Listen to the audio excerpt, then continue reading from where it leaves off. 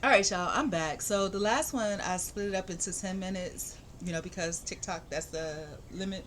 But I'm going to go all the way out with this one, and I'll just go back and split it up for TikTok. Oh, yeah, TikTok has a way when you upload it, you can split it. So I'm good. I'm just going to run all the way through for YouTube purposes. So it'll just be long. So y'all ain't got to keep clicking on videos. Um, we watched a video during the last video that I posted about how this girl was talking about, you know, she got food stamps and she's having such a hard time, you know, and just the normal stuff about how she's like, what's the purpose? She got to go through all this stuff. She lives in the sewer in front of a church. And it's a decent church like you would see when you're looking around here, right? It's not like a little teeny church, it's a big church. And that bothers me to begin with. But then she talks about how by the time she walks and they keep sending her these papers and, to recertify something, I don't know. And by the time she walks to wherever the place is, they're going to be done cutting the stamps off. And she was like, she don't even have a pen to fill the thing out with because she lives in this sewer. She was just talking about her hardship with it, right? Go back to watch the last video. I started looking at the comments because some of that stuff I could relate to, in the comments, for what she said about her particular situation, the thing about her living in the sewer in front of the church, that really bothered me. And then um, her initial comment about how food stamps are worthless, I don't agree with that because I had a situation where I was just like, yo, I'm out here at the food banks trying, and then I'm having sympathy for other people that have that same situation. The way God works in my life, if I ask about something or say something, because I would always say, well, everybody can get food stamps, it's not necessarily true. And if you can, sometimes will take forever, and there's different situations, like some of these people I'm mentioning in these comments here that I'm going to look through, and just to keep it succinct, I'm going to just share my experiences as they relate to the comments that we see. So somebody had asked if she could get a cash job, and this other person says they've been looking for it but haven't been in luck though. And then this other person says hopefully you do, maybe a Mexican store or carniceria. Wow, can I have my reading skills in Spanish really got messed up? I guess a carniceria or anything small might pay cash.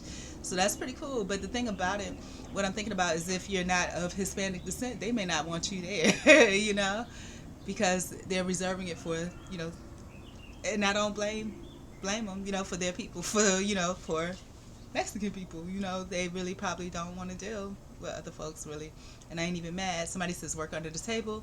Somebody else is currently in the same experience. It's just tough because the minute I get $1, it's reported and the rent goes up, so you can't really save. And that's the thing I would like. I wish, and I think single people may be able to get it, but I never tried, but there was a girl, and there's a lot of people that abuse the system. She has Section 8 housing, but she lived with her boyfriend somewhere, and she was renting out her Section 8.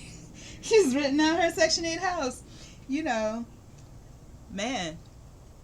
I mean, I'm not, I just, I don't have no hate, but I'm just like, wow, it's people, wow. It's people that can't get, that really truly want, and need, and I'm not hating because, situations, I remember, and I tell y'all I'm greedy. So if I'm walking out in the park, I might have my little cart full of bags that I want to give out. But then if I see somebody else giving out food, I'm I'm trying to get free food too. You know what I'm saying? So I am greedy, and I will readily admit that. And I remember I offered a bag to somebody, and they were just like, "I'm not homeless, but you ain't got to be homeless." Sometimes it's a thing of fellowship. You want to get to know people, and that's the way. I have something to offer. What can I render? Have something to offer. And like I said, if I get to another community, hopefully a better community, I don't know, because I've been doing podunk broke for a long time. Communities, every community I've gone to has had some horrible thing in the news unintentionally. This one was Kendrick, and then the guy that got tackled in front of the store or whatever. But you guys, whew, is all I can say. And then I think about how, like I said, everybody don't have the same situation. Where, people are getting Section 8 housing easily. And then I remember I used to change my phone number all the time. And one of the things I think is you have to keep the same phone number because it could be 2 to 4 years down the road before they contact you because of a waiting list, right? Um, and then he says the minute I get $1 more, it's reported and the rent goes up. So I can't say that about rent, but I was always scared to apply for food stamps too, because if I don't have a job, then all of a sudden I get a job. I'm just like, yo, I don't want no problems. You know what I'm saying? Then somebody else told me, and you don't know what the real rules are. Somebody else was like, well, as long as you made under, I don't know how much it was. Maybe they said $12,000 or $17,000 a year, you're okay. That's the threshold. That's what they said. I don't know if that's, if that's really true. This was somebody. And then when you work little jobs like fast food jobs and stuff like that, the managers there tell you, go on and apply for food stamps. Like, I guess they get a credit too if you're on food stamps or public assistance and you work at these places and they hire you, right? But anyways, and they said even with that, they still go by your gross pay, which is crazy. That makes no sense to me. They go by your gross pay, which is thievery, because they take 30% of your gross pay goes to somebody else that's already rich, but in the private industry at that.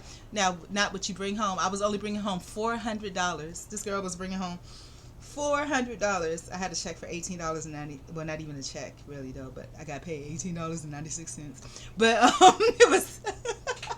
I can laugh. Sometimes you gotta laugh to keep from crying. I mean, you have to laugh. I mean, what else you gonna do? It's laugh about it.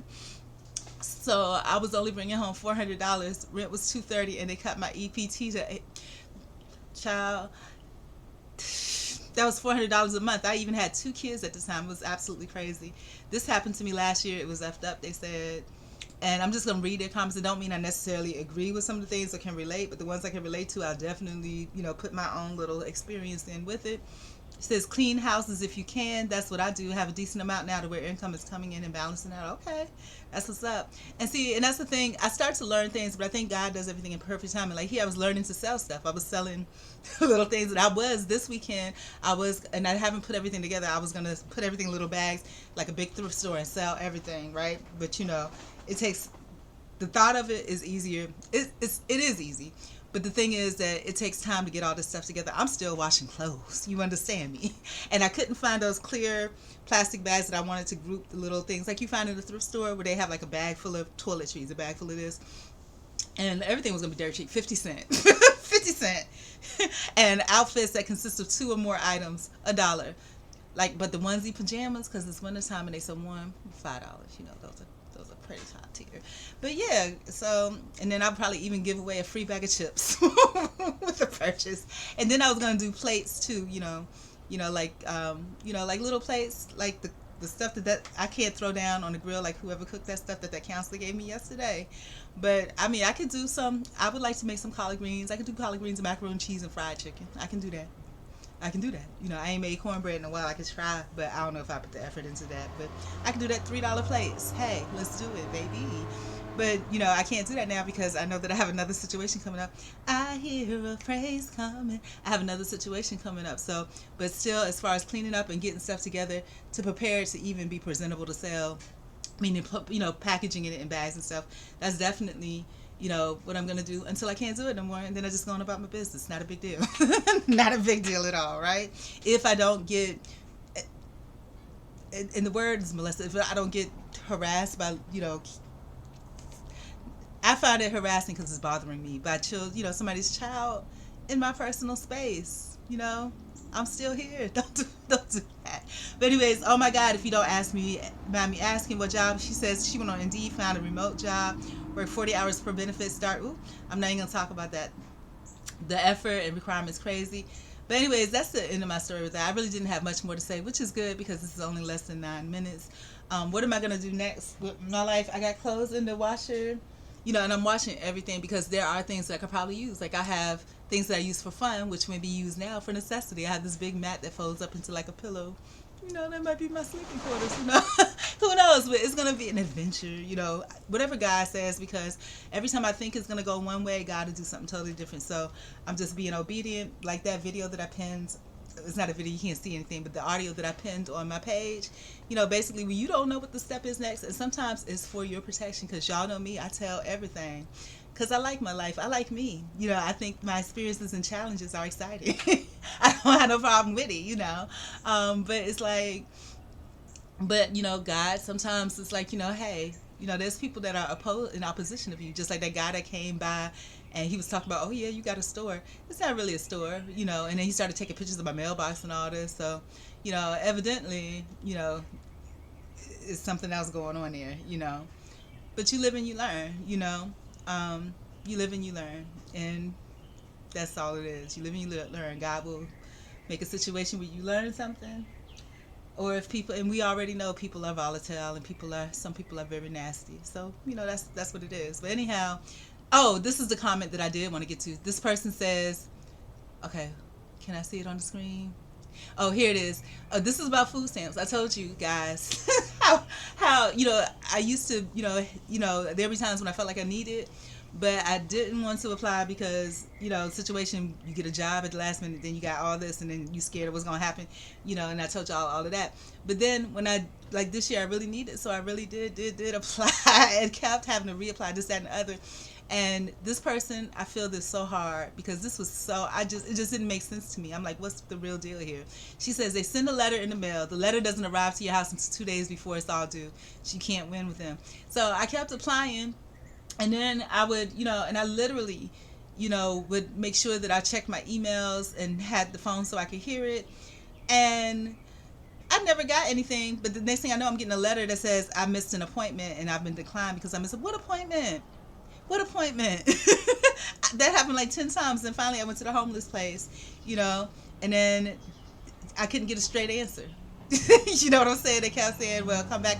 And then they would tell me I couldn't call in to check the status. Then I finally asked, well, what's the login information? Let me see if I can find it out on my own. And then they would tell me to come in, and then they'd be closed and it'd be during the regular hours. You don't have a sign that says, hey, we stopped seeing people at what o'clock, X o'clock a time, But it was just ridiculous. But I say this, if you can do it, if you find that you're not getting results, and then you try something different, try to go through an institution. If you're technically homeless, you can be considered homeless if you don't have a lease in your name.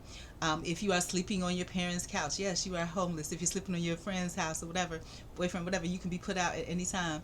If you're sleeping in the street, definitely homeless. But if you don't have a lease in your name, you're technically can be considered homeless, and there's different levels of homelessness, and if, you find that after, you're not getting anywhere with them, but always, even if you get them to try to certify, which again, try to always get as much information as you can.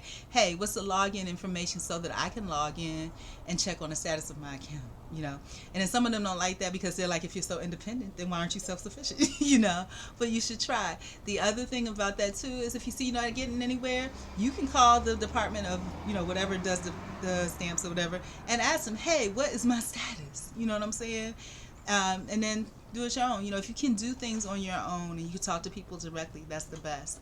If you can't, you could try to get some help. If that doesn't work, go back to the other. But don't stop trying, because definitely, like I said, severe need all those months, just whatever. It got to the point where it's something. But what I found out in me trying to help, like I said, these people that I was trying to help, they got food stamps. You know what I'm saying? They get food stamps. They get public assistance. Now there may be other things they're doing with those items, but that's all I had to say. Oh, I messed up on my time for no reason. I'm 13 minutes and I wasn't even talking about nothing. But anyhow, since I've already gone over time, I'm just gonna post this on YouTube since it's too long. But since I'm talking about that, so my next move is what? So I got a load in the washer, I got a load in the dryer. I know what the next load is gonna be. I slept on those clothes last night that I threw on that futon, so I probably could just straighten that up. But that's not a big deal, because when the clothes come out for me to, redo, I'm gonna get that straightened up anyhow. So what else is it that I can do? Mostly all of it is clothing. What I could do is start to address the church situation. I could start to do that. But what would be the purpose of that? Just for my mental health, because that's another thing. Mental health to me is emotional health. Emotional health is on how you manage situations, So, anyways, that's what it is, and that's what I'm going to do. And I guess part of that would be I'm going to clean this table off again, because now I have stuff on it again. And once I clean the table off, I'm going to start updating my contacts database, because that'll put me in a position where I'm seeing these different things from different churches, and it'll trigger me. And if it triggers me, I need to write about it, right? So that's helping my mental health. So that's what we're doing. And it's helping me get through these things and, all of that. So anyways, see you next go round.